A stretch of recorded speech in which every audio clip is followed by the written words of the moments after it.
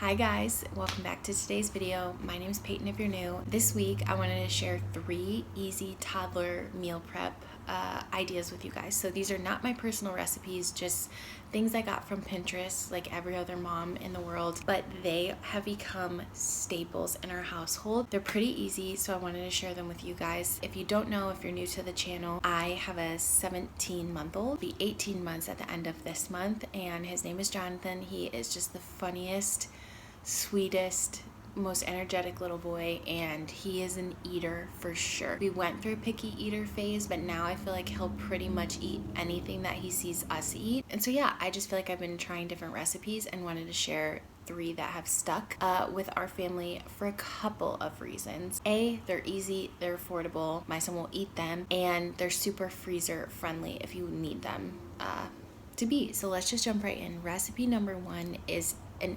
absolute staple in our house. Like I said, it's probably the one that we make the most. So these are baby pancakes, nothing new under the sun here. Super easy ingredient list. You just need 3 things. Honestly, you just need 2, but you can add or take away whatever you want. I'll just put quick little clips over here and then tell you guys what to do. And like I said, I'll have the step-by-step recipes linked below that I use, but this one is hands down the easiest. You're literally just mashing up a banana, adding an egg. We add cinnamon because our son is an absolute cinnamon fiend, but sometimes I'll put blueberries in this. You can put strawberries in this. Yeah, I feel like you could really add a lot of different things to it. These are JJ's favorite breakfast ever. I love giving him these because it's minimal mess, super easy to make, and I love to make them ahead of time. So if I'm making them the morning of, the only thing that's kind of annoying is they're super hot when they come off the pan, obviously, so he has to wait a little bit, and when he's ready to go and ready to eat, he's starving. But other than that, these are so easy. They last in the fridge for a couple days. I bet you could freeze these too, but we don't because they get eaten so fast. You can make big batches also if you have more than one child, and how I like to do it is I'll do 1 egg to 1 banana. You probably saw in this clip already that I had like a banana and a half. That's because I found one that was pretty overripe in the fridge that he hadn't finished eating, so I just added it in. It was totally fine. Super quick, super easy. I figured I would start with the most minimal, fastest recipe that I have out of the 3 and then work our way up. So those are baby pancakes. They're a hit in our house. Highly recommend them if you're looking for a quick, simple, affordable, healthy breakfast for your baby. Recipe number 2, I have them pulled up on my phone as always, these banana and blueberry muffins. So you'll see in this video that I actually kind of changed a couple things up, but the recipe turned out amazing. A little bit more ingredients than the pancakes, but kind of the same concept. So again, you're mashing bananas, adding egg. This one does have flour and baking soda and things because obviously the muffins need to rise, but still super simple. They come together really quickly. And I think the best thing about these is you can pretty much add whatever toppings you want. So I decided to change it up. We've never done this before. I usually just do all blueberry muffins and they're delicious. I actually will eat these too if I just have like a little sweet tooth throughout the day, or even at the end of the day, or I just need a snack. They're so nice to take out of the freezer and then pop in the microwave, and they're easy for my son, but also easy for me, like I said. So I really like these.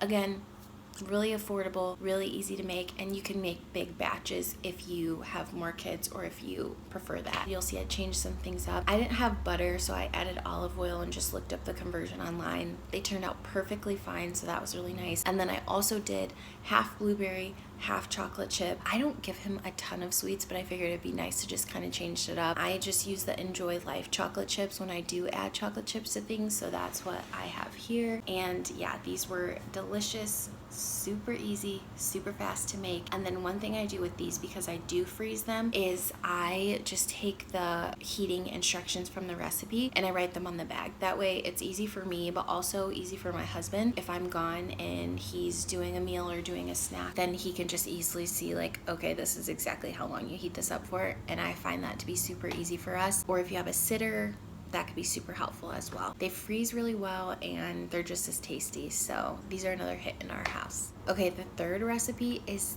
probably the most mind-blowing, also the most time-consuming, but still pretty simple once you get the hang of it. So I've made these twice now because they just last a long time. These are still really easy, but they definitely take a little bit more time and a little bit more effort than the previous recipes. So when I saw this recipe on Pinterest for these pizzas, I had to try it because I could not believe that it was telling me Greek yogurt and flour is gonna make a healthy, tasty pizza dough. When I tell you these pizzas are delicious, John and I will snack on them from time to time. They are so good. I actually sent the recipe to my little sister as well. She does a lot of meal prep because she works a ton and she works kind of odd hours sometimes. And I just thought of her when I was making them. These would be so easy to pop in the oven at work, or a toaster or a microwave. And at the end of the day, if you are someone who's on the go a lot and you like meal prepped freezer food, but you want it to be healthy and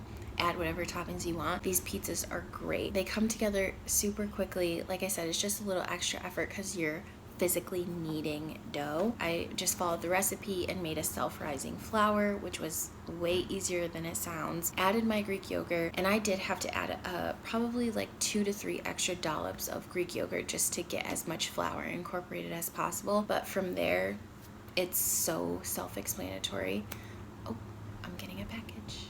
But from there, it's so self-explanatory. You're just rolling them out, which this is kind of embarrassing. I don't even know if I should have a clip of this, but I had to use my pesto jar. You guys know I'm a minimalist and I just don't have a lot of extra kitchen equipment, but I probably should buy a rolling pin. That's not that big of a deal. So I use my pesto jar to roll them out, but a rolling pin would be 10 times more helpful. Rolled them out, and then I just used a cup to cut little circles out, and I just repeated all those steps until all my dough was gone. And for this particular recipe that I'm going to share with you guys, it makes cheese or pepperoni pizza, or really whatever toppings you want. I decided to change it up today because I noticed this makes so many, and like I said, I only have one child that I'm feeding these to, and so I noticed by the end, I think we just finished the bag last week and he only had 1.5 pizzas left, and I just ended up tossing those. But you'll see it makes so many. So the fact that he ate all of those through different lunches or dinners, or John and I snacked on a couple, that's a really good stash to have. All that being said, I noticed he got tired of eating the same type of pizza over and over again, which makes sense. I get the same way. So this time I decided to change it up. I was originally gonna do just a pesto pizza and a barbecue pizza, but then I noticed I had more pasta sauce in the fridge and I had enough mozzarella, so I actually ended up making 3 kinds of pizzas. So we did a pesto, a barbecue, a mozzarella, and they were all insane. I will be eating these for sure. The pesto and the barbecue were delicious, and he ate the barbecue yesterday for lunch right out of the oven.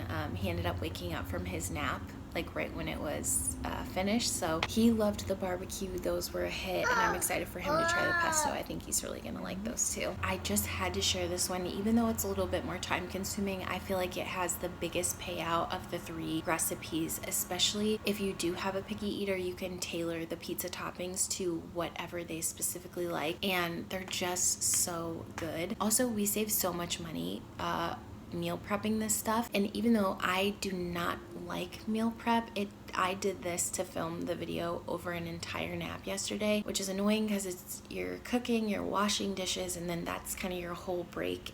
The nap time is gone, and then your baby's up and your day just keeps going. But it is so worth it, guys. If you can just knock this out and get it out of the way for the week, it makes meal times so much smoother, so much faster. And I don't know, at least for me, I just feel like that takes some stress off if I know exactly what he's gonna eat, and I know that he's gonna enjoy what he's eating. So we love these recipes. I can't believe how good they are.